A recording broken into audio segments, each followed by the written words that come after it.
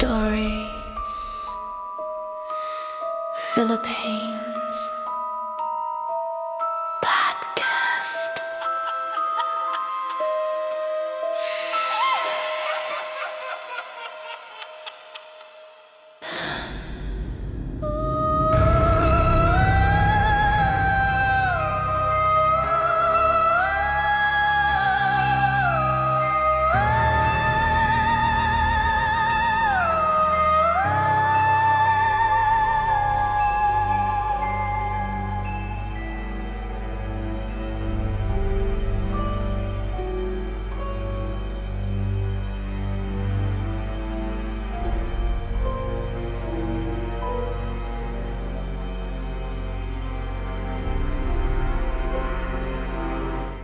Content warning. The following narrative explores mature themes including ritualistic violence, spiritual darkness, and human sacrifice. Listener discretion is strongly advised. The year was 1993. The air in the mountain-locked town of San Ildefonso was thick with the scent of pine needles, wet earth, and something else. A faint, metallic tang that clung to the evening mist. It was a smell the locals had learned to dread, a silent herald of the unnatural. On a small terraced farm carved into the mountainside, a man named Jericho Abelardo knelt beside a freshly turned plot of soil. He wasn't planting, he was unearthing. Jericho was a man of the mountains, his hands calloused from decades of tilling the unforgiving earth. But his life was changing, the crops were failing, his youngest daughter was gravely ill, and the local doctor, a stern woman from the city, had offered only sympathy and expensive prescriptions. Desperation, the deepest kind, had driven him to a spot his grandfather had warned him never to approach, a small cairn of river stones near an ancient gnarled belite tree. This tree was one of those places, a geographical marker that seemed to bleed old stories into the land. Under the stones, wrapped in sun-bleached silk, he found it. It was small, no bigger than a child's fist, a smooth, dark stone carved with the image of a squat, winged figure, half angel, half demon. At its base, thin, silvery wires were coiled like miniature serpents. This was an anting, a charm or amulet, but not the kind carried for good fortune. This one was cold to the touch, and even in the weak light of his kerosene lamp, it seemed to absorb the light, drawing a dark circle around itself. The moment his fingers closed around the stone, Jericho felt a jolt, not of electricity, but of recognition, a terrible sense that a great, hungry power had finally woken up. This wasn't just a piece of folklore. It was a relic of the darkest spiritual contracts, a terrifying counterpart to the benevolent talismans that many Filipinos still wear. Most anting-anting are believed to grant luck, protection from bullets, or even invisibility.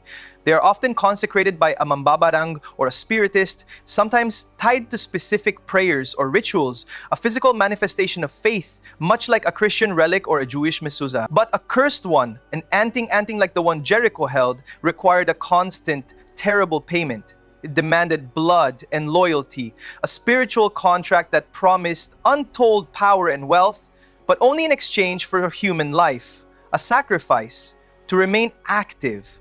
The power was in the debt.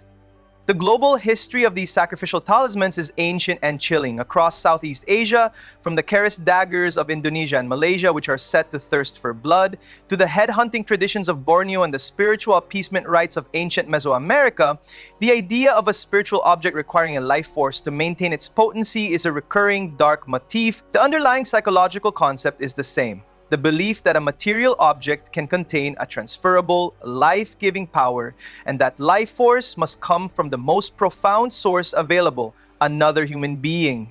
In 1993, in the quiet mountains of the Philippines, that ancient, global shadow was about to fall across a small family. The next day, Jericho's sick daughter, Leila Candelaria, began to recover. Her fever broke, and the rasping cough that had plagued her for months vanished as if a switch had been flipped. Jericho's initial, desperate prayer had been answered, but the relic's silence was more terrifying than any thunder. He'd made a deal, and the bill was coming due. Let's pause here. Think about that moment of impossible gain, bought at an unthinkable price. What does it do to the human mind? The relief is crushing because it comes packaged with a secret knowledge, a monstrous task you must perform to keep the gift.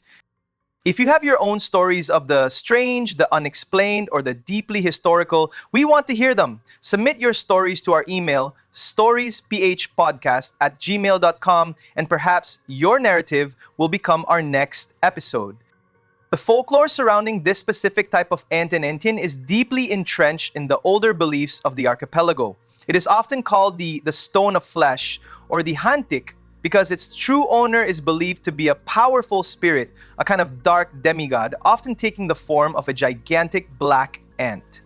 This spirit grants the power but lives within the stone, demanding not just a payment but a recurring annual tribute. The power it gives is a kind of inverted alchemy, turning life into fortune. In the 1950s and 1960s, during a period of massive social upheaval and grinding poverty in the rural areas, the lure of this instant wealth was a temptation few could resist, giving rise to many whispered tales of sudden riches followed by sudden, tragic disappearances. Jericho found his fortune almost immediately. A vein of gold-laced quartz, invisible to him for decades, suddenly seemed to glow under a patch of ferns on his land. He became wealthy, but the wealth was poison. The Antinanting had given him everything, and in the months that followed, its influence became a constant, silent presence. His dreams were filled with the image of the winged stone, and in his waking hours, a relentless cold voice, not his own, began to whisper about the coming deadline. The theological perspective on such a cursed relic is simple but profound. It is a rejection of grace.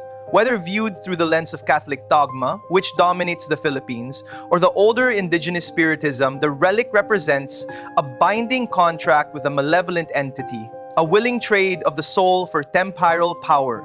The Antianting is not a conduit for divine blessing. It is a spiritual black hole, a mechanism designed to trap and consume. The fact that the most common image carved on these dark charms is often a crude mockery of a sacred image, a distorted crucifix or a grotesque Santo Niño, only reinforces the idea that its power is an inversion of the sacred, a profane parody of faith. Jericho's cousin, Ramon de la Cruz, a devoted church elder and a man who had always been a rock of his community, noticed the change first. Ramon began to see something behind Jericho's eyes, a hollow, frantic look, even as he built a new, beautiful house and bought medicine for everyone in the village. Ramon, knowing the old stories, sent a letter to a relative in Manila, a professor named Dr. Althea San Luis, a woman who straddled the world of academia and the paranormal. Dr. San Luis specialized in the intersection of cultural psychology and documented occult phenomena. When she arrived in San Ildefonso in the late 1993, she was not looking for ghosts, but for a pattern, a case of extreme psychological duress, manifesting through a cultural lens. The scientific perspective on the anting often rests on a complex interplay of the placebo effect and a kind of self-fulfilling prophecy or nocebo effect. The belief in the amulet's power is so absolute that it can literally alter the user's neurochemistry, leading to a surge of confidence that results in material success. Conversely, the accompanying belief in the curse generates overwhelming guilt and fear, driving the user to psychosis or, tragically, to perform the horrific act they believe is required. But Althea found anomalies that challenged the strictly psychological view. She conducted a geomagnetic survey around Jericho's house and noted a sharp, inexplicable spike in electromagnetic fields around a small box he kept locked in his bedroom, the storage place for the relic. Modern paranormal investigation often uses these tools, EMF meters, thermal cameras, and digital recorders, to look for objective evidence of subjective experience. An object should not emit its own field unless it has an internal power source. Althea's instrument suggested that the stone was, impossibly, an energetic focal point. In a hushed interview, speaking in the new gleaming kitchen Jericho had built, Althea gently pressed him. Jericho finally broke. He didn't speak of the gold or the money. He spoke of the silvery wires on the charm. He said that at night, they would sometimes uncoil in his dreams, vibrating with an urgent, silent message. He said the price was one life. By the eve of the new year, the life had to be close to him, a person of the purest heart, someone who would not be missed too quickly, but whose loss would feed the power deeply. Do you want to delve deeper into the secrets and shadows of the Philippines, access exclusive episodes, behind-the-scenes research, and bonus content by joining our community on Patreon? You'll find the link in the show notes. Horrifying brilliance of the curse is its demand for a betrayal of love. The spiritual contract doesn't just want a life, it wants a profound moral fall from grace, securing the user's damnation as much as it secures their fortune. The geographic details of San Ildefonso are vital to understanding this story. The town sits in a basin surrounded by sharp, mist-covered peaks. In the ancient Filipino worldview, mountains are often the domains of the Diwata, nature's spirits, some benevolent, some malicious. This particular area, with its hot springs and deep caves, was a convergence point, a place where the veil between the physical and spiritual worlds was considered dangerously thin. The Baletia tree where the relic was found was not just a tree, it was a natural cathedral, a perceived gateway, giving the relic's power a local, terrestrial anchor. As the deadline approached, Jericho's paranoia became indistinguishable from possession. He tried to throw the enting-enting into the local river, the Rio Grande, a cold, fast-moving body of water, but it returned, not magically floating back, but appearing on his pillow when he woke up cold and demanding. The curse was loyalty, and it was absolute. You couldn't simply destroy the contract, you had to fulfill it or be consumed by it. In his target, he confessed to Althea in a terrified whisper, was his wife's nephew, Daniel Angelo, a kind, quiet boy who lived with them while attending a local high school. Daniel was innocent, and that, the cold voice in the stone told Jericho, was precisely why his life would be the perfect bitter offering. Althea knew she couldn't call the police. The story was too fantastical and Jericho was too far gone to be reasoned with. She had to break the contract itself. International parallels gave her a clue.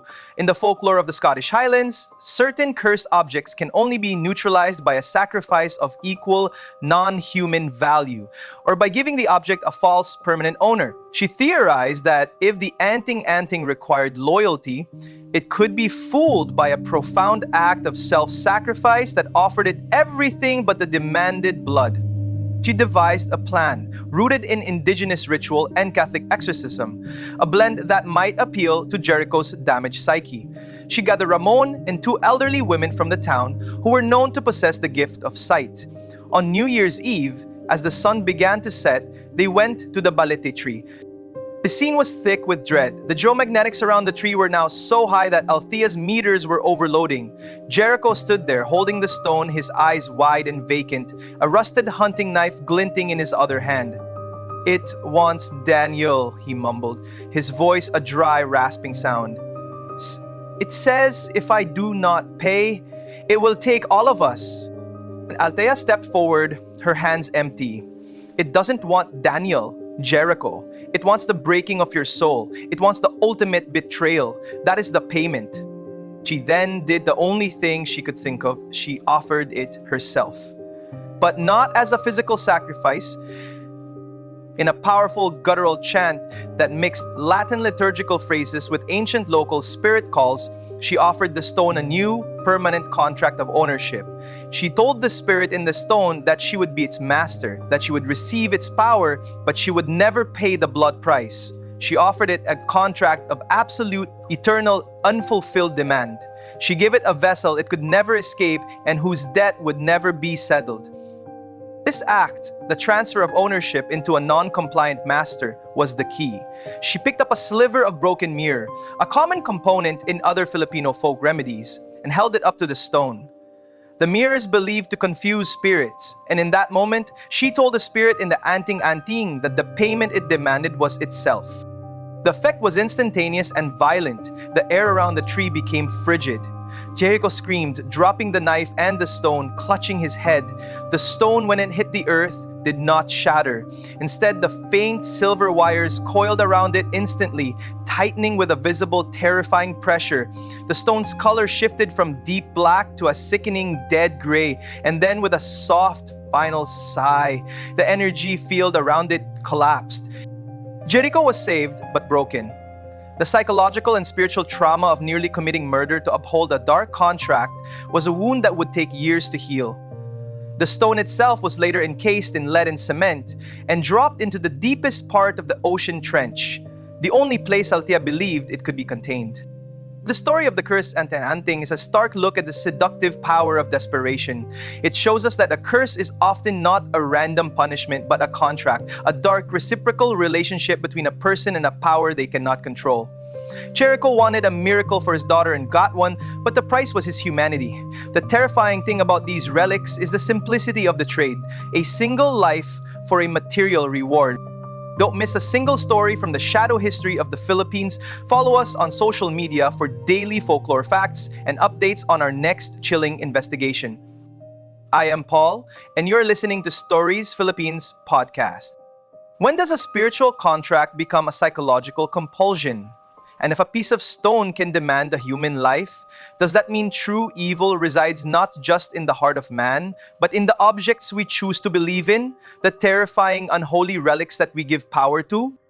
Thank you for tuning into this episode. If this story or any of our previous ones have intrigued or unsettled you, please take a moment to like, subscribe, follow, and share this podcast with someone else who walks the line between history and horror. Your support helps us continue to uncover these forgotten tales. If you feel led to support the podcast financially, you can find the various options and links in the show notes. We'll be back next week with another story from the shadows of the archipelago.